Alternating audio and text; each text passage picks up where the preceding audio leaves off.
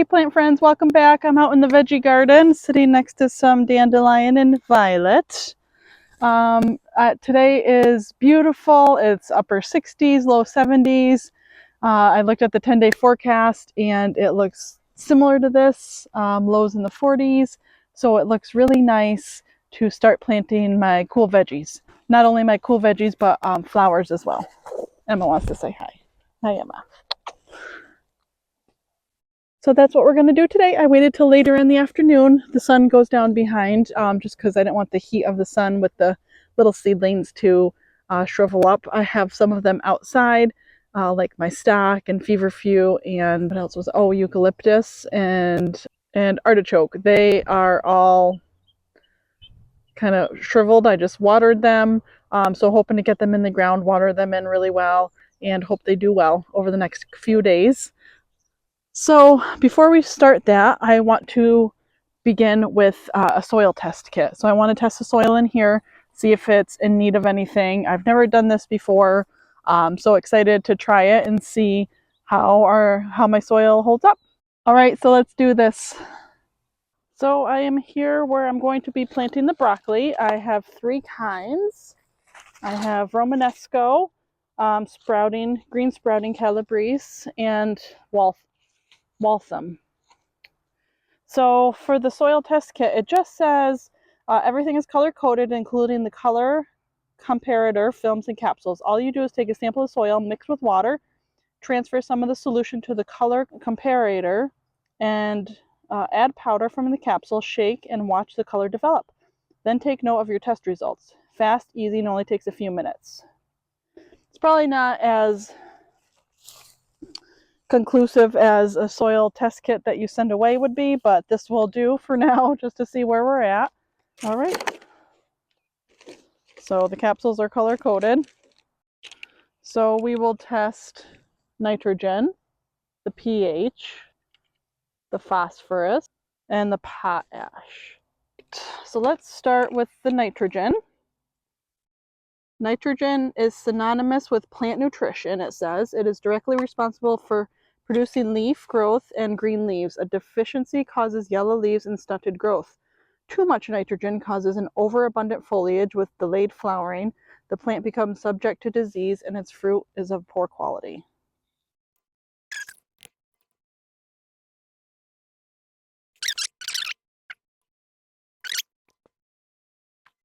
I don't even know if I'm doing this right, but let's see.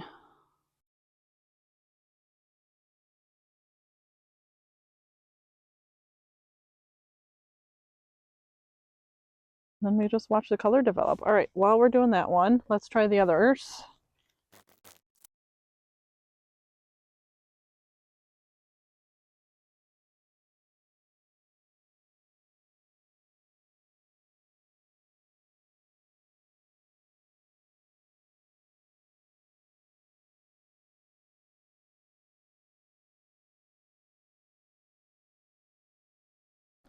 So after about the past hour of doing all that soil testing incorrectly, I realized the front cover actually opened and it had detailed instructions on the inside. So this is what the front cover looked like. I should have looked for this beforehand. It also came with a pH preference list. So it lists all of the plants, shrubs, flowers, vegetables. It lists all the preferred pHs for all of those different varieties, which was very helpful.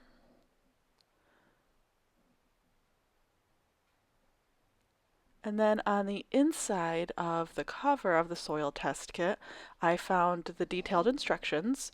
It listed the pH test, which you actually test in a different manner than the nitrogen, phosphorus, and potash test. So this was really helpful to see.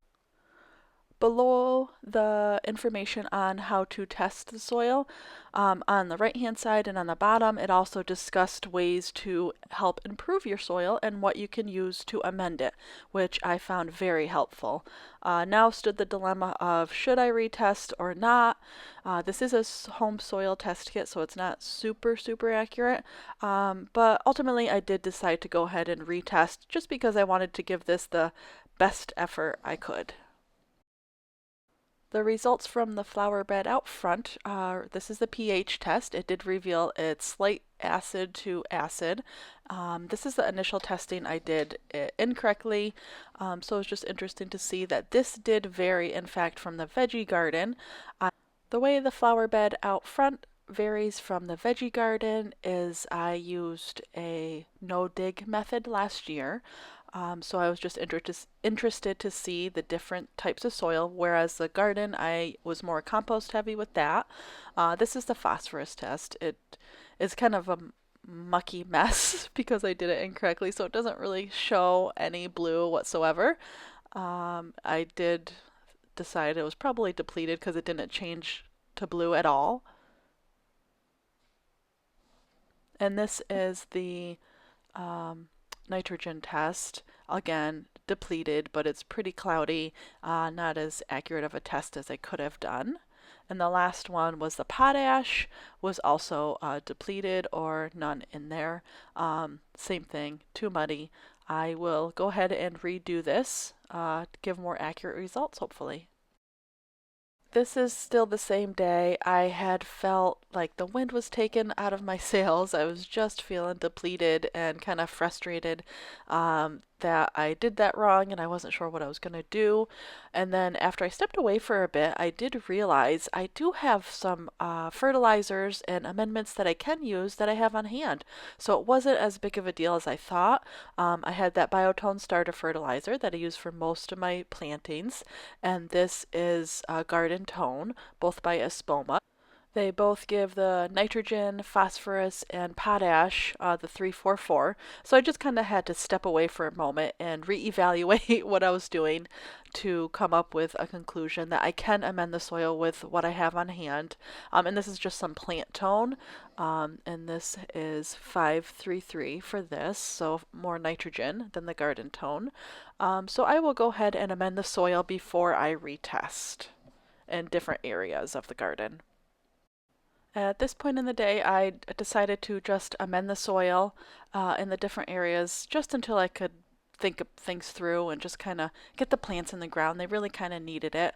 So here I am applying garden tone to the garden. I applied the plant tone to the rest of the flower bed, and I had made some compost on my own just over the year. So this has been sitting for a couple of years. So I decided to spread that across just to add some amendments. And I am getting in my Brassica family, broccoli, cabbage, and cauliflower. I'm planting in the garden today. So excited to get this in the ground. They need it.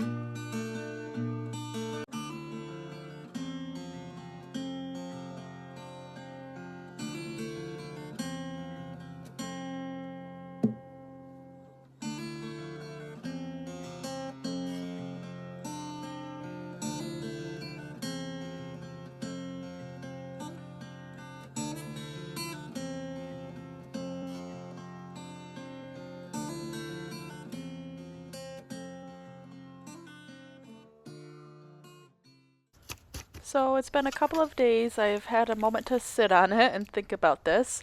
I decided to read through the instructions more carefully.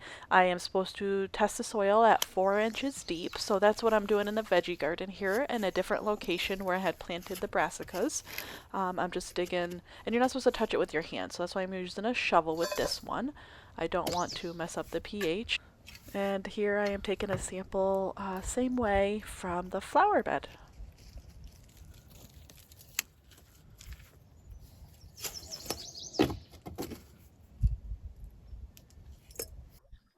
I'm back. So it's been a couple of days. I've had time to think about it. I'm going to try doing the soil test again. The first time I did it was a couple days ago. I just kind of read the back of the instructions on this home soil test kit and went with it. That wasn't really clear instructions. I realized after the fact there's more clear instructions on the inside. So I don't know if I had accurate soil test results. I want to do it again because I really would like to know what's going on with the soil. So I have a couple different samples here. This is from the Veggie Garden, and this is from the new perennial bed that I made last year. This is more in line with the native soil that I have around here, very clay-like. And this one I've been working the Veggie Garden for the past 5 years, so that's why it looks more like this. So let's get these two tests going and see the results. So I did the pH test first. I filled the soil line and then added water, kept it out of direct sunlight, and we have to let it sit for 1 minute. So after 1 minute, this is the pH test results from the garden, the Veggie Garden. Let's see if we can see it in the camera.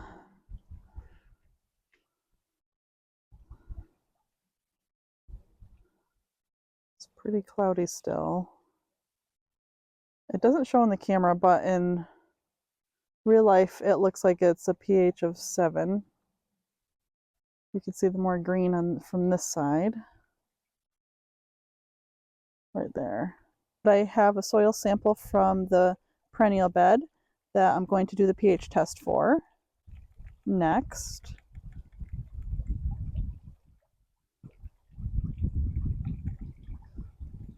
Okay. And then we will add water, filtered water from the house. I'll add my tablet to it. And we're going to shake this vigorously. We're going to let this sit out of bright light, but sunlight, daylight. So I'll set it here like we did the other one, let it sit for 1 minute.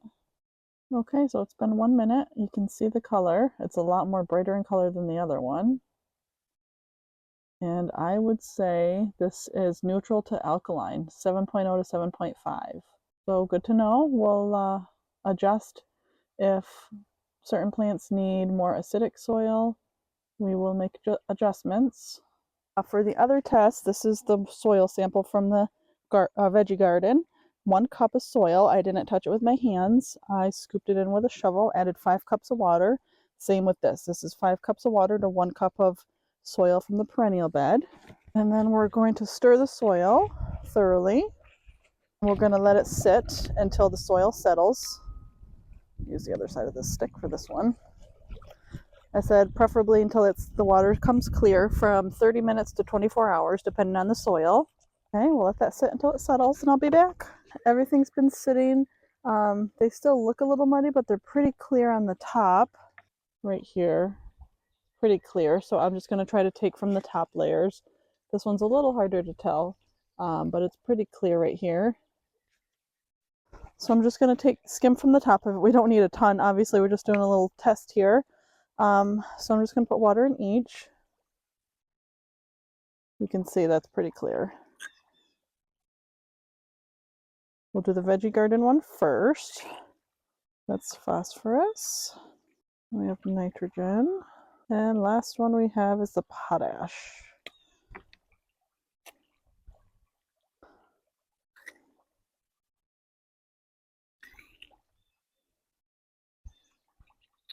I like how everything's color-coded and you don't have to worry about mixing them up.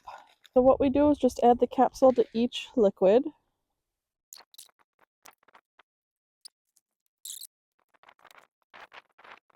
I'm going to keep these out of direct sunlight for 10 minutes and I'll be back. It's been 10 minutes, I'm back. This is the potash. It's definitely K0 or K1. So the nitrogen is the same, it's depleted. I don't think it's deficient, that's definitely depleted. And the phosphorus is also depleted. And next I'm going to do the perennial bed.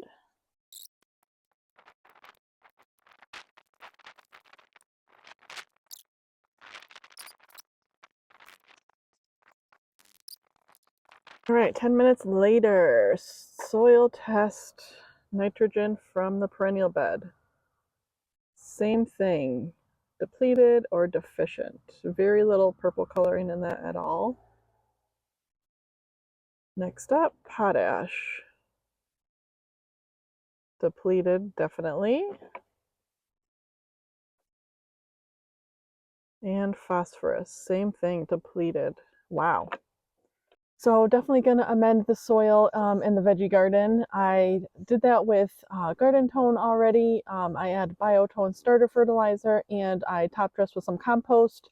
I'm also going to put a layer of mulch, which I think I'm going to use pine shavings just to help kind of hold all the nutrients in and keep it undisturbed and keep it from being exposed. So I think that's the plan for now. I'll do cover crops in the fall that will help with the nutrients in the soil as well. I will fertilize routinely. I have the fish emulsion. I might look into other ones versus the slow release fertilizers. I crop rotate, so I don't think that's the issue. I don't plant in the same spot every year. I think it's more just putting nutrients back in the soil after having the plants in there that have fed off of that all season long. So I'm hoping covered crops will help with that. So I don't have terrible luck growing in the garden, so I'm not too concerned. I just kind of just wanted to see where I'm at. For now, let's get the rest of these plants in the ground. I did get the brassicas in the ground the other day, and so now I just have to get some of the flowers in. That one's looking a little rough. I don't know if that'll survive. They've been outside for a couple of weeks now, so some of them kind of got destroyed. Should have got these in the ground a while ago. There's one. This one. It looks sad too. Nope. That's alright. I didn't need all these anyways. I'm using it more for ornamental than, I don't know if I'll get any actual artichokes on this. These have a great root system. Right here, they have been air pruned, as you can tell, from the soil block, so that method worked really well. I know all of these didn't survive, but I'm happy with what I have. I started these from seed. I've done artichoke from seed before. The most I've gotten was like 4 or 5, so this is remarkable. All right, so I'm going to space these out, put biotone in each hole, and get these planted and watered in as quickly as possible. I'm going to remulch in this area as well. I already put garden tone down and mixed it in.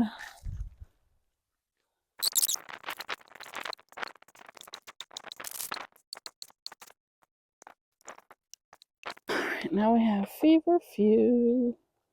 I have another batch of this downstairs. This does perennialize. Spacing on this was 8 to 12 inches. So I think what I'm going to do is brush the mulch out of the way, sprinkle some biotone over the whole area, and then get these in the ground just because they're going to be little tiny holes because these are the 3/4 inch soil blocks. All of these plants I'm planting today have been outside, like I mentioned, for a couple of, probably better part of a week, and have been exposed to frost. So I'm not too concerned with them surviving. It was like not a big frost, but enough to leave a film on my car. Now the trick will be to keep the chickens out of here. That'll be a nice little feverfew patch. I'm excited for this. I've never grown feverfew before. I've tried, but this is the first successful planting of it. Just give them all a good drink. I'll mulch it later.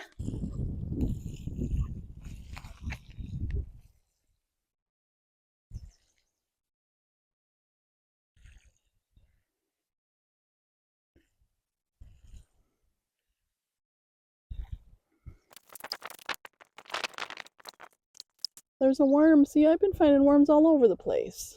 Iron pastel mix. These are pretty dry, but they seem to be doing okay.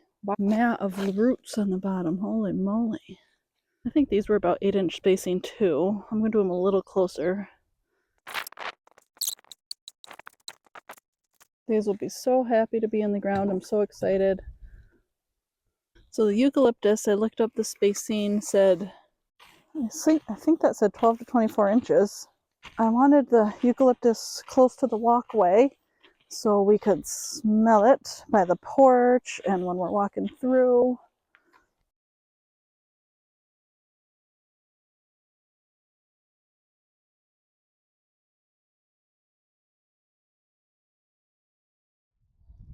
Look at these eucalyptus, aren't they pretty?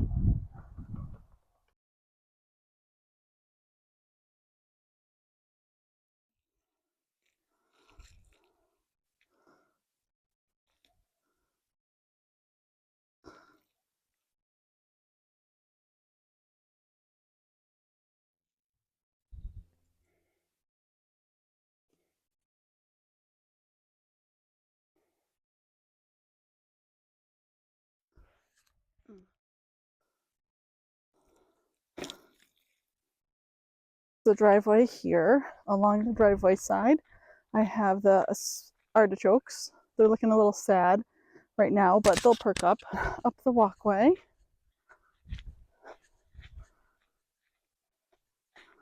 To the right next to Emma, we have the stock. That'll be a beautiful mass. Behind that other walkway, right in here is the feverfew. The new stairs will go right here. And then over here we have the eucalyptus. They're little teeny tiny in the ground right now.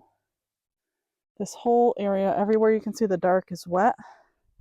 And then right next to the eucalyptus, we have the statice. Right in here, that mass of it there. All right, let's head to the garden, the veggie garden. I do have to show you the crabapple is starting to be in bloom. It's so beautiful. Look at that beautiful bloom. Aren't they beautiful? I love it. It like sparkles. So I still got to pick up my wheelbarrow and rake, but right here I have the broccoli. Right here I have the cabbage. It's been a few days. They're perking up. They're looking pretty good. And then over here to the right I have the cauliflower. And then I did the broccoli all along there. All right, that's it for me. Thanks for watching. That was quite the process. I'm glad we did it though. It was fun. I hope you learned something about the soil test. I sure did. And I'm happy we did it. I'm happy to get this completed. I'm going to spend the rest of the day top dressing all of this, doing some weeding. I have some grass in here I got to pull out yet, and just enjoy the rest of the day. I hope you're having a wonderful day yourself. Take care. Be well. Bye-bye.